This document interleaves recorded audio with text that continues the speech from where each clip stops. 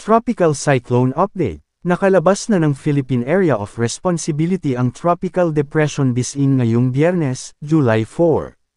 Patuloy itong babantayan ng Pag-asa dahil posible itong pumasok muli ng PAR sa linggo. Ang Tropical Depression Bising, namataan sa layong 335 km. Kanluran ng Kalayaan, Cagayan, ay lumabas na ng Philippine Area of Responsibility, PAR. Mga dapat malaman. Bagyong Bising, Tropical Depression Bising.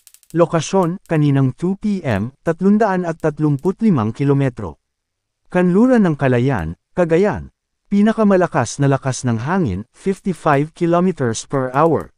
Pagbagso, 70 km per hour. Galaw, Hilagang Kanluran, Northwest, NW, sa bilis na 15 km per hour. Mga lugar na apektado ng trough ng Bagyong Bising sa mga oras na ito, Ilocos Norte, Batanes, at Babuyan Islands. Dahil dito, makakaranas ng maulap na kalangitan na may kalat-kalat na pag-ulan, pagkidlat, at pagkulog sa Ilocos Norte, Batanes, at Babuyan Islands, na posibleng magdulot ng pagbaha o pagguho ng lupa dahil sa katamtaman hanggang malakas na pag-ulan. Posible pang papasok muli sa Philippine Area of Responsibility, PAR, ang Bagyong Bising sa linggo ng umaga o hapon, ika-6 ng Hulyo taong 2025. Southwest Monsoon o Habagat. Nakakaapekto ito ngayon sa nalalabing bahagi ng bansa, kabilang ang Bicol Region. Dahil dito, makakaranas ng paminsan-minsang pag-ulan sa Ilocos Sur.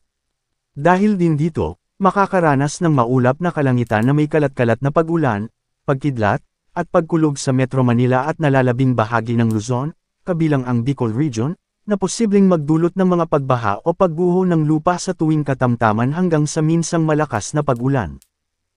Samantala, ang nalalabing bahagi ng bansa ay makakaranas ng bahagyang maulap hanggang maulap na kalangitan na may posibleng pulu-pulong pag-ulan o pagkidlat at pagkulog na posibleng magdulot ng mga pagbaha o pagguho ng lupa dahil sa severe thunderstorms.